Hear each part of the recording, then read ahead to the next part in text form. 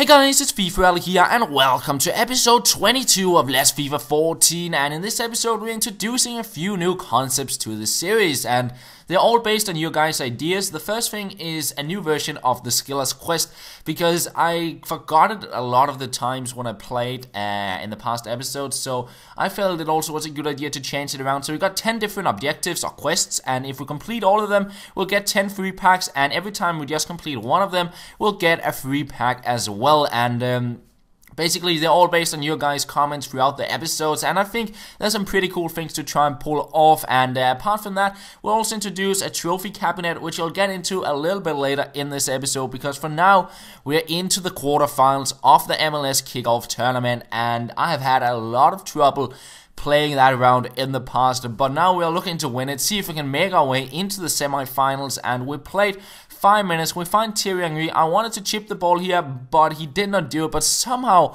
Henry made his way past the keeper and we made it 1-0, and just 4 minutes later we are on the ball again. We'll go inside with Sanchez, we'll find a Johnson and a chip over the keeper there to make it a 2-0. So a comfortable lead, and I just really wanted to win this game, as you probably could see here on the gameplay in the first minutes, and I'll also make it 3-0 in the 16th minute. And after that we got a few skill moves going. Here's Johnson on the ball, going past quite a few defenders, tries out the shot, but it is saved by his keeper. And then we're into the second half. Lovely stuff from Johnson once again. Look at that through ball in between 3 defenders to find Castillo. We chip the keeper, but we hit the bar. Unlucky there. Could have been a really nice goal, and instead he went crazy with the slide tackles here.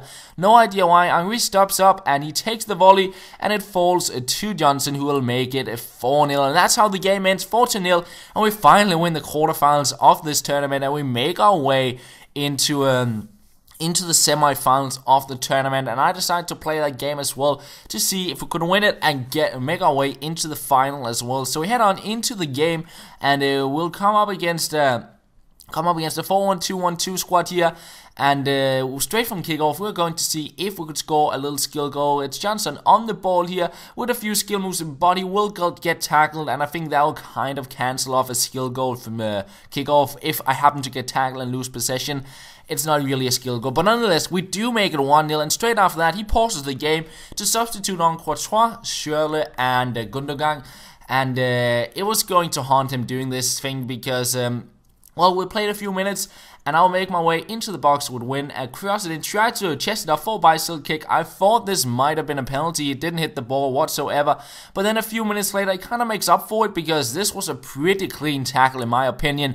But the referee, he thought otherwise. He'll send off his player, and I'll get a penalty, and he could not substitute on any centre-backs, because he wasted all his substitutes on bringing on players who were not MLS players, and I think it's a little bit of a cheap tactic in some way, because, well, I know you can do it based on the requirements, but if I win the tournament that way, I do not really feel I want it the right way if I substitute off all my players straight from the start of the game. But nonetheless, I missed the penalty, but I would make it 2-0 a few minutes later with Johnson, and we continue on. This is a really nice sequence with the team. We're passing it around, being a little bit patient, and a little look away pass to Thierry. We will pass it across, a heel pass to Ty, but he stops up inside the box, goes in between 2 defenders before he'll finish off that attacking move to make it 3-0, and I had to go back and look over that goal, because I thought it was a really sick goal, that one, and in the end my opponent decided to rage quit, and that means we make our way into the final of the tournament. But before we go into the final,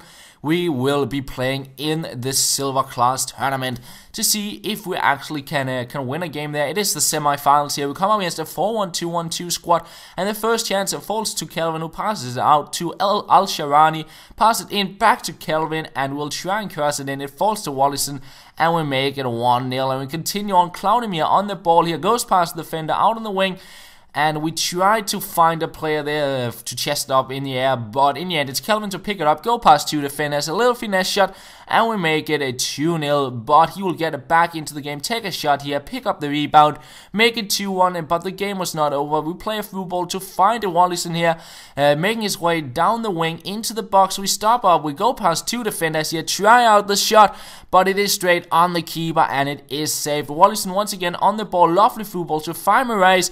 We try to go past the keeper, but his defender will catch up. We get a corner instead, and from the corner we'll cross it in, fight it open, Koulibaly, he will head it in and make it 3-1, and that is how the game ends. So we are in to the final of the Silver Class tournament, and we'll see if we can win that. That will be the final game of this episode. So yeah, as I said, we head on into that game. We apply a contract there to Marais, and we get ready to go into the game. And I got matched up against the most pacey Brazilian silver side you can find. I basically went on foothead to search his players, and every single player here was the paciest player on each their position in the game. I think the average pace of his squad was 87. It was kind of ridiculous because I was closed down every single time. I didn't find any space, any bad touch I had in this game.